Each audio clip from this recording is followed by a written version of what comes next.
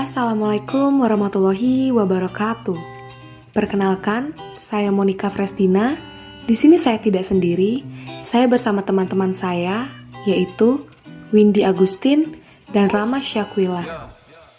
Pada kesempatan kali ini, kami akan menyampaikan materi yang sudah kami rangkum, yaitu mengenai hubungan masyarakat dan lingkungan sekitar pada bab 1, kelas 10. Let's keep on watching. Ilmu sosiologi mempelajari pola-pola hubungan dalam masyarakat dan lingkungannya dalam mencari pengertian-pengertian umum secara rasional dan empiris. Karenanya, sosiologi ini umumnya mempelajari gejala-gejala atau fenomena masyarakat dengan lingkungannya.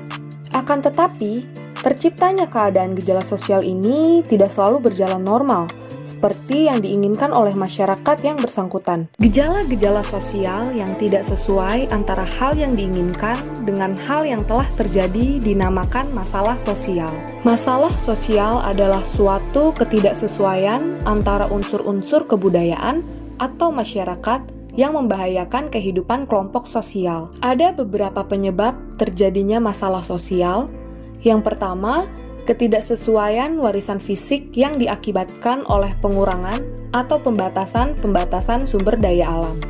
Yang kedua, adanya warisan sosial, misalnya pertumbuhan dan berkurangnya penduduk, pembatasan kelahiran, migrasi, angka harapan hidup, kualitas hidup, pengangguran, depresi, pendidikan, politik, dan supremasi hukum.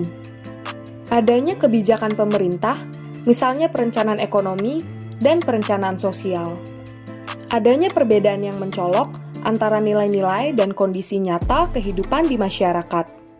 Hubungan masyarakat dengan lingkungan sekitar bukan hanya mengenai interaksi sosial, hubungan sosial, dan juga pola perilaku dari masyarakat, tetapi juga hubungan masyarakat dengan lingkungan sekitar ini dapat mengakibatkan atau menimbulkan salah satu masalah sosial yang timbul dalam masyarakat. Salah satu masalah sosial yang paling dikenal dan sering timbul di masyarakat yaitu masalah kemiskinan. Secara umumnya, terdapat 4 jenis kemiskinan. Yang pertama, yaitu kemiskinan absolut. Nah, kemiskinan absolut ini merupakan salah satu kemiskinan yang mendeskripsikan individu-individu atau orang-orang yang tingkat pendapatannya di bawah garis kemiskinan yang ditetapkan oleh negara. Yang kedua, ada kemiskinan relatif. Kemiskinan relatif ini biasanya disebabkan oleh kebijakan pembangunan yang belum merata dari pemerintah, sehingga melalui kebijakan tersebut berdampak pada seluruh lapisan masyarakat. Dan yang ketiga, ada kemiskinan kultural. Nah, kemiskinan kultural ini biasanya terbentuk karena kebiasaan masyarakat yang sudah menjadi budaya, baik berasal dari nilai-nilai yang diusung, dari nilai-nilai budaya, pemikiran, maupun cara kerja. Dan yang terakhir atau yang keempat, yaitu adanya kemiskinan struktural. Nah, kemiskinan ini biasanya berasal dari struktur sosial yang ada pada golongan masyarakat tertentu dan memungkinkan terjadinya kondisi di mana mereka tidak dapat menggunakan sumber daya yang sebenarnya tersedia untuk mereka. Faktor penyebab terjadinya kemiskinan. Yang pertama, kurang tersedianya lapangan kerja. Yang kedua, kurangnya pendidikan ilmu dan pengetahuan. Yang ketiga, terjadinya konflik atau kerusuhan. Yang keempat, perubahan iklim atau bencana alam. Yang kelima, minimnya infrastruktur. Dan yang keenam, kualitas kesehatan yang kurang baik di masyarakat. Maka, dengan hal-hal di atas, kemiskinan ini memiliki berbagai dampak, yakni berupa 1. Tingginya tingkat kriminalitas. 2. Tertutupnya akses pendidikan. 3. Tingginya tingkat pengangguran. 4. Pelayanan kesehatan yang memburuk. 5. Tingginya angka kematian. 6. Terjadinya kekacauan. Dan 7. Terjadinya kegagalan negara dalam pembangunan.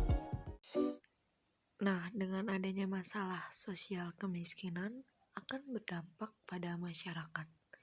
Yang pertama, meningkatnya kriminalitas di suatu daerah. Yang kedua, meningkatnya pengangguran di masyarakat. Yang ketiga, meningkatkan angka kematian di masyarakat. Dan yang keempat, hak untuk mendapatkan akses pendidikan yang layak bagi masyarakat itu tertutup. Ada beberapa solusi mengatasi kemiskinan. Yang pertama, menciptakan kesempatan kerja dan meningkatkan pendapatan. Yang kedua, memindahkan sumber daya kepada kaum miskin dalam jumlah yang memadai. Yang ketiga, meningkatkan kualitas pendidikan.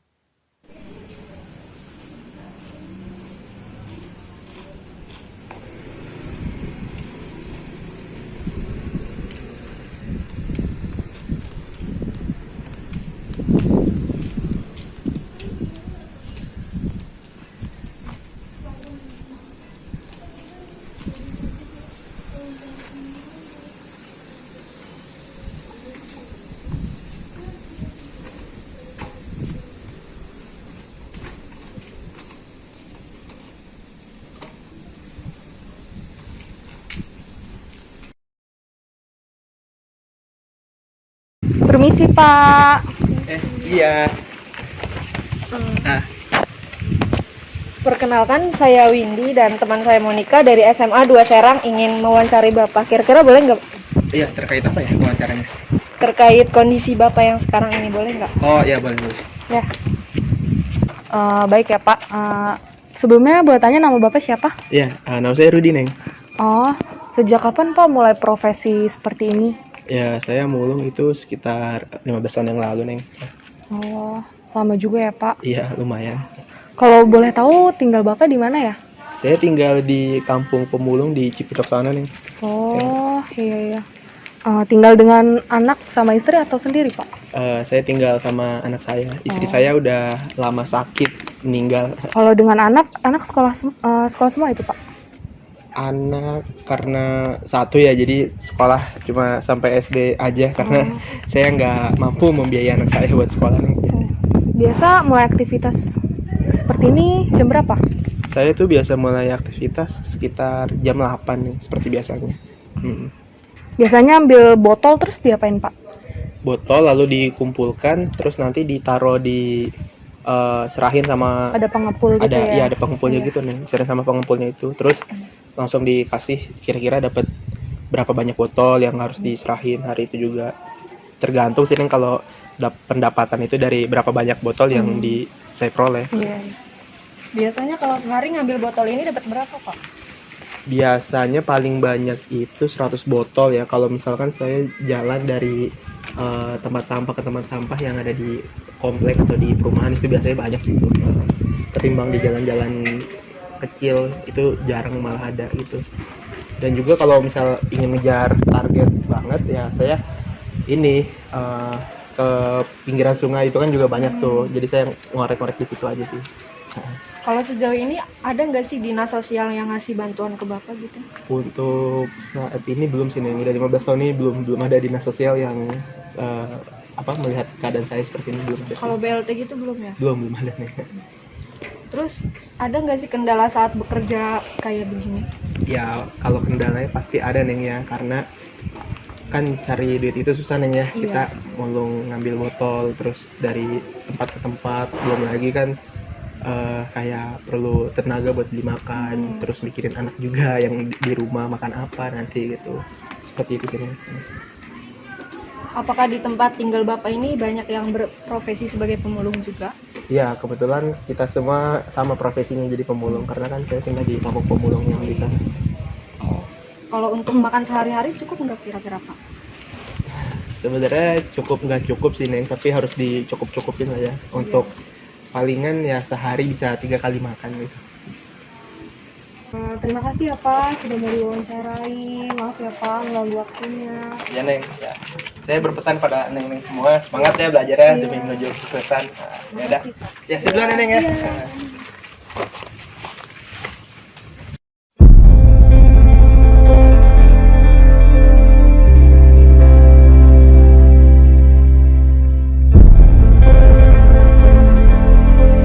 Oke guys, sekian materi singkat dari kami. Terima kasih kepada Pak Agus selaku dosen kajian kurikulum dan juga universitas kita tercinta. Itu saja yang bisa kami paparkan. Kurang lebihnya mohon maaf. Kami pamit undur diri. Assalamualaikum warahmatullahi wabarakatuh.